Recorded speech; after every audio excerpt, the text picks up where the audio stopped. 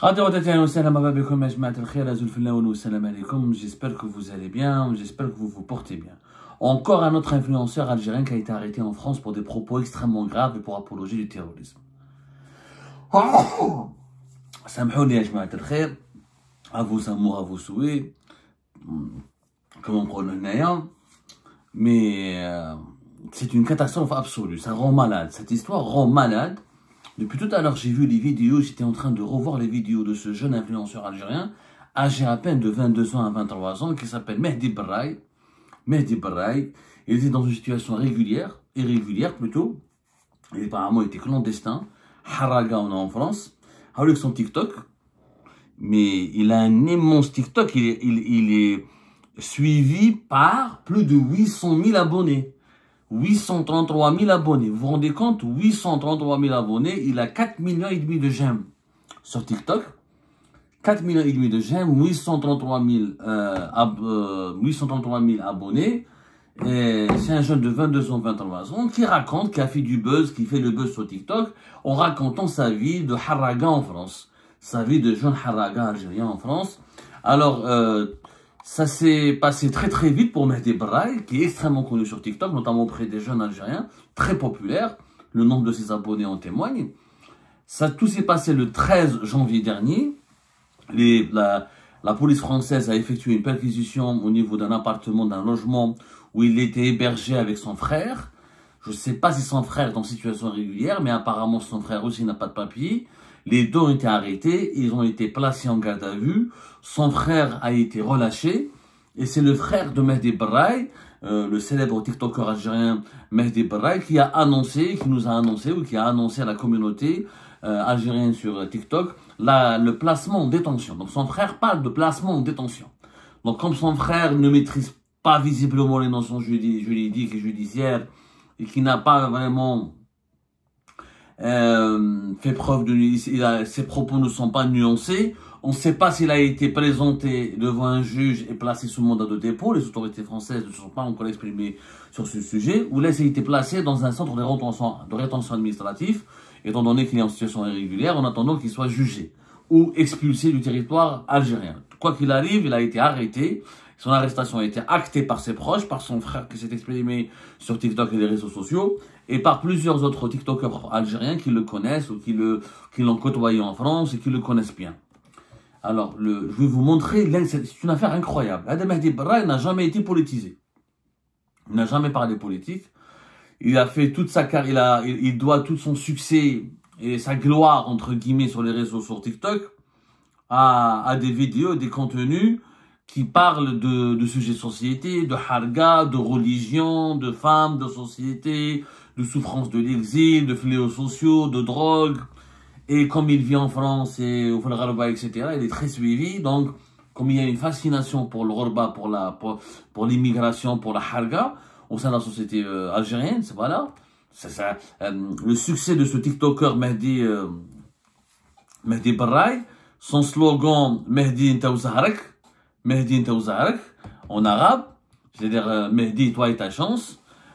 Son grand succès sur TikTok dévoile la profonde fascination que la France, que la vie en France, que le rythme de vie français, que la qualité de vie française, que le niveau de vie en France, que le mode de vie en France, comment il fascine les jeunes Algériens, notamment la jeunesse algérienne. Le nombre de Harag Hadazazo, Youssef, Ahmed, Tintin, Mehdi Braï, je remarque que les plus grands TikTokers, les TikTokers en Algérie les plus connus, les plus influents, sont essentiellement établis à l'étranger. Il y en a qui sont établis sur le territoire national, mais beaucoup d'entre eux sont établis à l'étranger, certains, ils ont des titres de séjour, d'autres sont dans une situation irrégulière. Ils font du buzz parce qu'ils publient régulièrement des contenus sur leur mode de vie en France, où est-ce qu'ils habitent, les quartiers, leur travail, leur mode de vie, comment ils utilisent l'euro, comment ils gagnent, leur relation avec les femmes, leur relation avec l'autre, leur relation avec leurs voisins, leur relation avec le pays d'origine, leur famille. Donc, c'est la fascination qui exerce la harga. C'est-à-dire qu'il y a des milliers d'Algériens qui rêvent d'être c'est pour ça que Mehdi Braï, il utilise un slogan qui est très éloquent, qui devrait être analysé par les psychologues et les sociologues. Mehdi Inta Ouzaharak, pour eux, c'est une chance d'être en France, une chance d'être sur le territoire français, de profiter de la vie en France Et donc, c'est ce qui leur a permis d'avoir une énorme communauté, une énorme notoriété sur TikTok. Les ennemis de Mehdi Barra, ils ont commencé avec cette vidéo. Ça m'a amené à cette vidéo, ce qu'il a dit, le grand dérapage de ce TikToker algérien. Écoutez bien.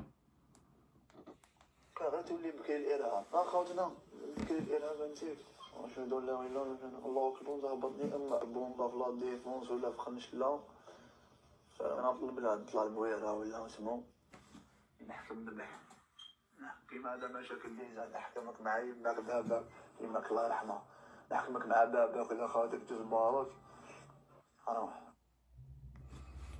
C'est incroyable quand même, hein. Regardez, réécoutez encore.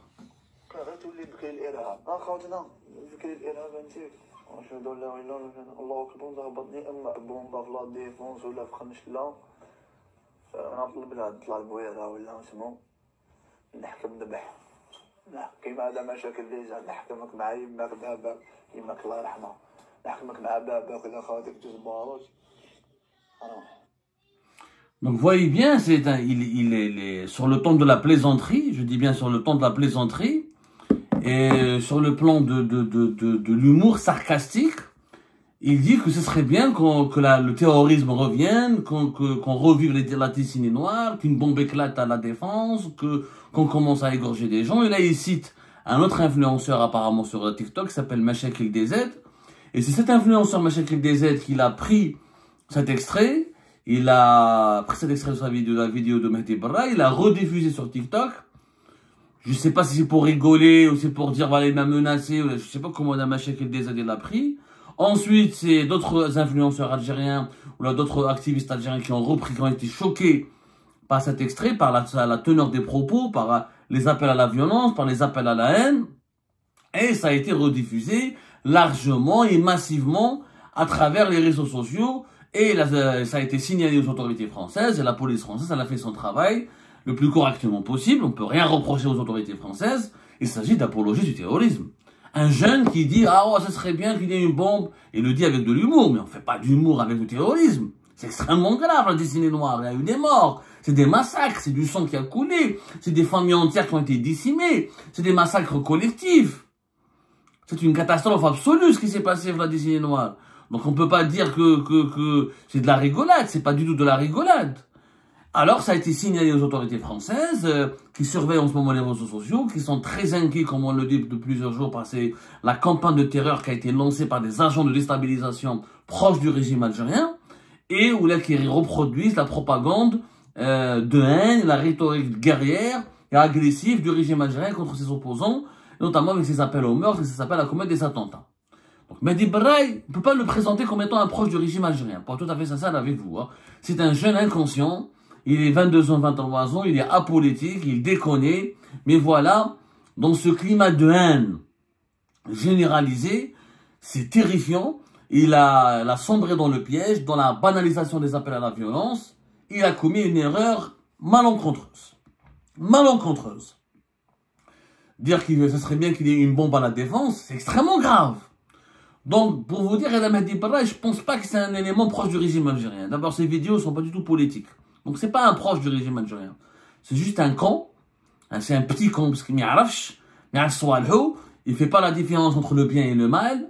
Et il a cédé à cette tentation de faire le buzz en utilisant des arguments et la rhétorique guerrière, encore une fois, la rhétorique de la violence, la rhétorique de la haine, la rhétorique de la terreur qui est employée par les principaux relais de la propagande en Algérie, et ça donne des jeunes qui galvanisent leur communauté, qui banalisent la violence et le terrorisme, et qui sombrent ensuite, et qui prononcent des propos juridiquement qui sont condamnables, qui sont à dénoncer, et c'est de l'apologie du terrorisme.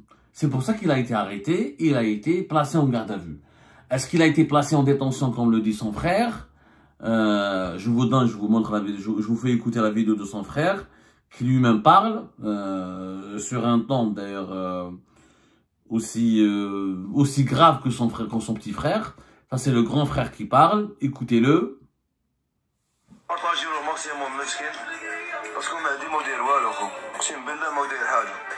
راحوا لحقوا داروا له لي فيديو بدا من الناس قولوا هذه فيها داوها الحبس خد داوها قضيه تيروريست قضيه مقوده كاع قضيه ما يسالش كاع فيها ما يسال فيها والو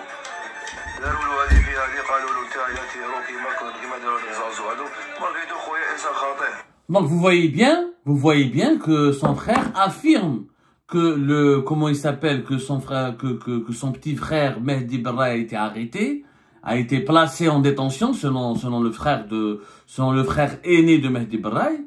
Il défend son petit frère, il a dit qu'on a été arrêté, une perquisition, on nous a emmenés dans un poste de commissariat, on a été soumis à une enquête, et mon frère n'a rien à voir avec le terrorisme, il a commis une erreur, il a un cœur blanc, et voilà, il essaye de relativiser la gravité des propos de son frère.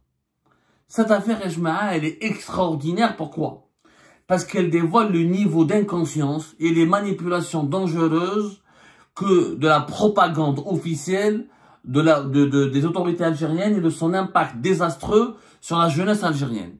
Ça fait 3 ans que je vous dis, attention à cette banalisation de la violence, à cette banalisation de l'insulte, à cette banalisation de l'injure, à cette banalisation des appels au meurtre, à cette banalisation de la terreur qui a été rendue possible avec les médias algériens, les médias privés, les médias classiques, les armées électroniques fidèles au régime algérien, les mouches électroniques employées par le régime algérien, ensuite les télévisions publiques étatiques du régime algérien qui ont habitué les gens qui accusent tout le monde, voilà, qu'on a utilisé le terrorisme pour des raisons politiques. Certains mouvements politiques, ils ont été classés terroristes à tort. On utilise le vocable terroriste pour qualifier tout et n'importe quoi. On appelle à la violence contre tous les opposants, on les considère comme des harkis, comme des traîtres, comme des agents de l'étranger. Après, on accuse la France et les services secrets français de vouloir créer ou former ou fomenter des actes terroristes ou former des groupes terroristes sur le sol algérien.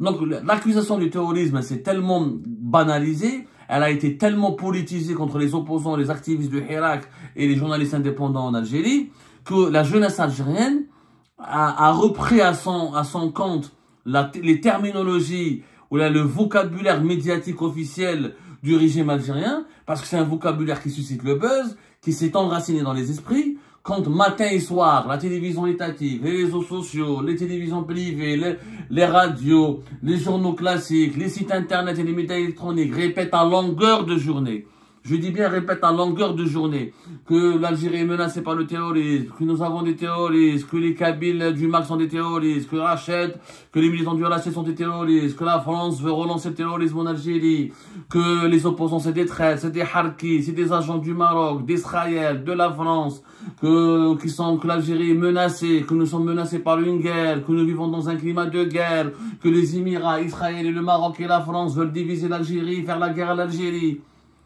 Le climat guerrier, ce climat belliqueux, cette rhétorique belliqueuse, cette rhétorique de la guerre, elle a influencé les mœurs de la jeunesse algérienne.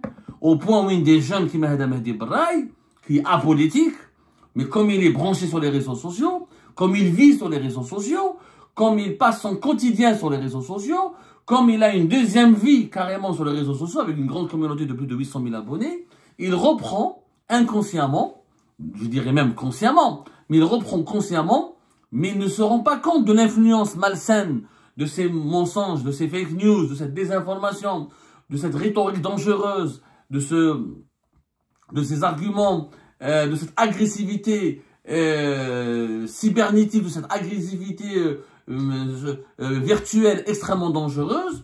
Mehdi Berraï l'utilise, la réutilise pour susciter le buzz au niveau de sa propre communauté. Donc il a voulu blaguer avec sa communauté contre un autre influenceur, il a voulu blaguer sur le terrorisme, sur comment on va se faire un attentat en France, à la Défense à Paris, etc. Et ça c'est extrêmement grave. Les autorités françaises ont naturellement peur. On a légitimement peur. C'est-à-dire en France, nous avons sur le sol français un groupe de jeunes incontrôlables, aveuglés par le climat de haine qui a été distillé depuis l'Algérie, aveuglés et l'esprit qui veut dire drogué ou la addict à des rhétoriques, à des arguments, à des éléments de langage extrêmement violents et favorables à l'apologie du terrorisme et aux appels à la violence. Et ce sont des jeunes qui, donc, ne se contrôlent pas, n'ont pas d'esprit critique, n'ont pas un niveau d'instruction élevé pour dire, attention, ce que j'entends depuis l'Algérie est faux et pas vrai, c'est du mal. Je ne peux pas le dire en France, parce que d'abord en France, c'est pas permis. De deux, la France n'a rien à voir avec l'Algérie. Notre loi, c'est mal d'accuser les gens d'utiliser le terrorisme aussi gratuitement, de banaliser le terrorisme, de banaliser la violence et de rigoler sur ça. Et donc, nous avons des jeunes qui, à cause de cette propagande ambiante, de ce climat propagandiste très dangereux, encore une fois, axé sur la haine, la violence, la détestation, la méfiance, l'accusation de l'autre, la haine de l'autre, la lutte contre le harkisme 2.0, comme le dit l'ancien directeur de campagne de Tebboune Mehdi Ghazar, les Moudjahid 2.0. Donc nous avons un climat un climat idéologique et médiatique qui a noyé les réseaux sociaux, qui a transformé les réseaux sociaux. On a un océan de tentations, de violence et de tentations belliqueuses, je dirais même de tentations de terrorisme. Oui, même on rigole sur le terrorisme, les jeunes Algériens rigolent sur le terrorisme.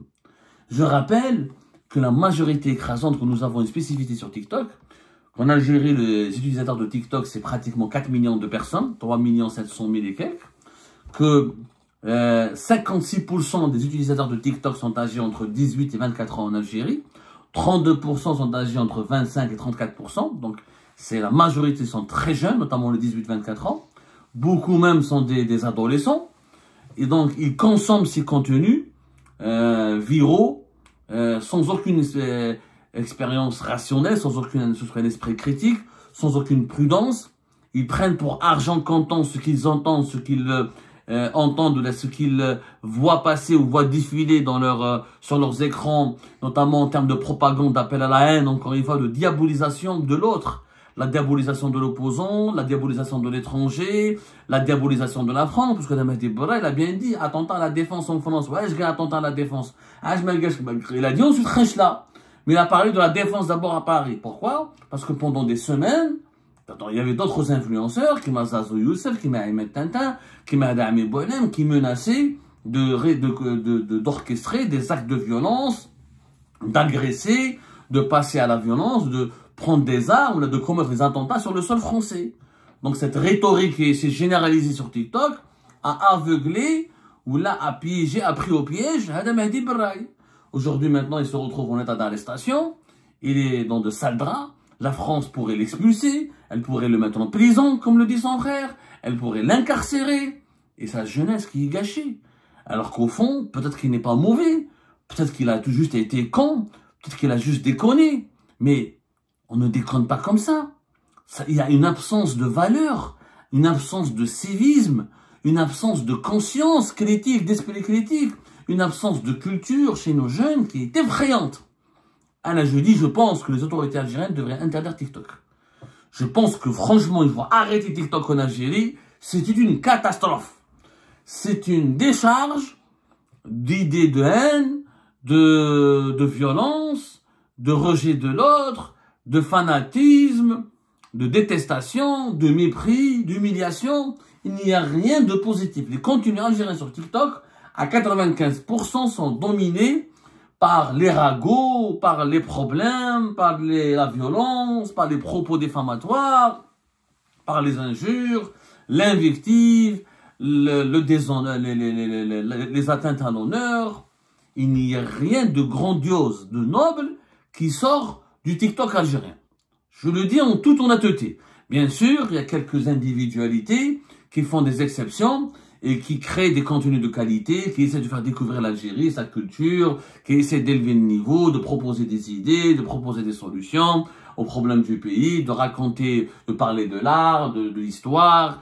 Il y en a, bien sûr, mais ils ne sont qu'une minorité invisible par rapport à la montagne, par rapport à aux montagnes que représentent ces contenus abjects, ces contenus extrêmement qui versent dans l'immoralité, qui relèvent de la mauvaise éducation et de la délinquance virtuelle. Moi, j'ai de la pitié pour ce Mehdi Berraï. C'est un jeune, il a quitté l'Algérie, il est venu en France pour refaire sa vie, pour bénéficier des avantages de la France, pour gagner dignement sa vie en France, pour vivre mieux en France, et se retrouve en prison pour l'apologie du terrorisme, on l'a poursuivi pour l'apologie du terrorisme, et en état d'arrestation, avec une perquisition, et arrêté comme un vulgaire terroriste. Tout cela à cause de quoi? À cause du régime algérien, encore une fois. qui produit un citoyen qui forme et qui formate les esprits de la population algérienne jour et nuit avec une propagande incessante, jour et nuit, axée sur la peur de l'autre, sur la méfiance à l'égard de l'autre, sur la haine de l'autre et sur la banalisation du terrorisme. Voilà, nous avons des jeunes qui deviennent inconscients, qui disent n'importe quoi ensuite, qui adoptent des discours très dangereux à l'étranger, des discours qui font peur aux autorités des pays qui les accueillent, des discours qui génèrent de la violence, de l'apologie du terrorisme et qui justifient amplement leur arrestation. Sauvons notre jeunesse. Changeons nos mœurs. Si on veut sauver notre jeunesse, il faut d'abord changer les mœurs politiques. Il faut que le régime algérien prenne conscience des dégâts monstrueux qu'il est en train de provoquer, de produire au sein de la jeunesse algérienne. À travers ces dérapages, tu sais, on n'est plus dans le dérapage, on n'est plus dans les dérives, on est dans le chaos. Il faut qu'il arrête son chaos médiatique. Il faut qu'il arrête d'instrumentaliser le terrorisme pour tout et n'importe quoi. Il faut qu'il arrête d'instrumentaliser le harkisme. Il faut qu'il arrête d'instrumentaliser le nationalisme pour tout et n'importe quoi. Parce qu'on est en train, encore une fois, d'influencer les plus jeunes, d'influencer les plus fragiles. On est en train de transformer une population perdue, déstructurée, qui n'a pas reçu une éducation de qualité, qui a évolué dans des circonstances sociales, dans des conditions sociales déjà difficiles et désastreuses. On est en train de transformer une population inconsciente, ignorante, en une population violente et prédisposée au terrorisme. C'est dangereux, c'est extrêmement dangereux, c'est alarmant et vraiment inquiétant.